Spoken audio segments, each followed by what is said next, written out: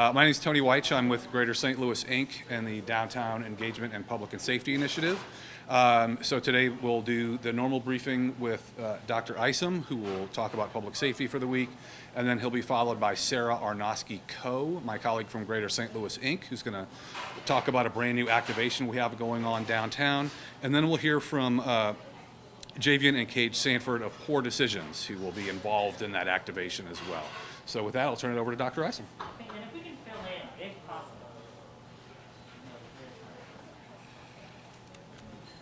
All right. Tight space here. Good morning. I hope everyone is having a good opening day weekend, or I hope everyone had a good opening day weekend.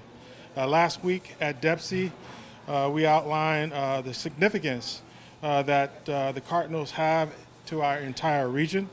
The Cardinals season is expected to generate $300 million in economic activity and attract 3 million visitors to downtown. And I think you can see the vibrancy the new season brought to downtown, with people from across the region keeping downtown active. That's on top of the Blues and a successful Monster Supercross event at the Dome. We had a relatively quiet weekend in terms of incidents downtown. Saturday afternoon, the 4th District responded to a call for shots fired at the intersection of 15th and Pine. A security officer reported that his vehicle had been struck by gunfire. 4th District detectives are conducting a follow-up to identify the wanted suspect. Video has been located and the detectives are working on information regarding this suspect. This morning, 4th District officers responded to a call for a vehicle floating in the river at L.K. Sullivan. This is an active scene, and efforts are underway to identify the vehicle and secure it for safety purposes. Overall, 8 vehicles were broken into in the downtown area, with 3 weapons stolen. We continually remind residents and visitors not to leave their weapons in their vehicles unsecured. This year, St. Louis is at 44 UCR homicides. At the same time last year, we were at 53 UCR homicides. And in 2020, at this time, we were at 37 UCR homicides.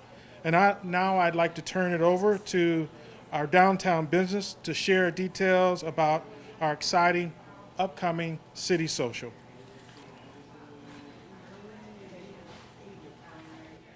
Leave that there. Perfect. All right, thank you, Dr. Isom. Again, my name is Sarah Arnosky-Coe, Vice President at Greater St. Louis, Inc. And as you may recall, the Downtown Engagement and Public Safety Initiative brought together downtown civic, governmental, and community leaders to take a comprehensive approach to promote a safer and more vibrant downtown. Since its formation, our activation efforts have included adding to existing events to make them even more exciting with the night markets at Winterfest in Keener Plaza last winter. We've restarted events that stopped due to the pandemic, with Lunchtime Live at Old Post Office Plaza, which I shared last week, was back in action, and we had a very successful week last Wednesday.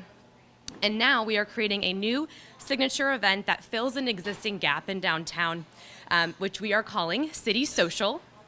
It is a free downtown St. Louis street festival that will take place on Friday, April 29th from 4 to 9 p.m.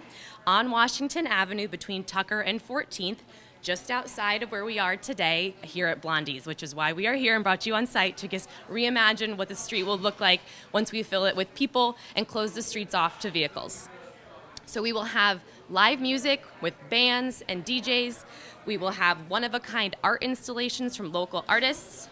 We will have a kickback corner with a more relaxed vibe. People can hang out, catch up with friends and coworkers. We will have street performers roaming the streets. We will have pop-up bars featuring classic and unique beverages, and a lot more. City Social is a great opportunity to bring people together and support downtown businesses. When we surveyed the community about what types of activations they wanted to see, a street festival was the number one choice across residents, employees, and visitors of downtown. It also advances the neighborhood comprehensive plan for downtown, Design Downtown STL, which calls the need to activate Washington Avenue with music and host an art festival in downtown. Of course, City Social would not be possible without the support of our sponsors, Spire, Square and Cash App, U.S. Bank CDC, and Greater St. Louis, Inc. Again, the Downtown Engagement and Public Safety Initiative is very excited to bring this event to downtown, and we hope you will all join us. And you can find out more at citysocialstl.com. And with that, I'm excited to introduce the host of one of the pop-up bars that you will see at City Social, Poor Decisions.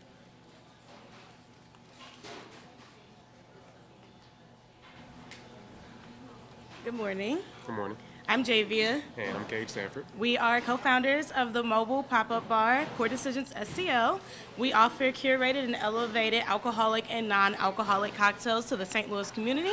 We've been doing this for a while and we really love it. Yeah, so it kind of started during our dating relationship and especially into our marriage. We've always had a deep appreciation for a well-crafted cocktail, and we've kind of run with that and tried to make it kind of our own, make it unique, but still make it really good and elevated. The Poor Decisions concept came about in 2020. We saw how people were interacting with alcohol, and we took it upon ourselves to create a platform where we could educate people through tastings, really well-made cocktails. And so we decided to put it on a little mobile bar. Yeah, so that's exactly why this New Streets Festival is like perfect, and we're so excited to be a part of it because it gives us the opportunity to bring people together, create new memories, laugh, just bond, and make those new connections. Yeah, and we haven't seen something like this since the pandemic started. So for a small business like ours, it's just really exciting to have this opportunity to bring the community together, show them what we do, have a good time, and just enjoy the City Social. So We can't wait, so hopefully we see you all there. yeah. Well, I was laid off, and so I got laid off midway through, and we were both finishing our masters, and realistically, all of us were sitting at home drinking, and so we were like, okay, we started an online thing where we would review different spirits that we had from when we travel, because we travel a lot, and so that kind of got traction, and so we started to do cocktail recipes for people.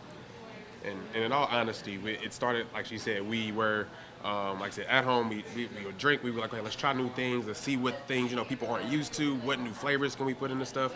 And like I said, we really do like hone in on that like elevated, like curated experience where like we want people to have a good time and not worry about having a hangover the next week. Yeah. So that's something where we're really just like, we can do this.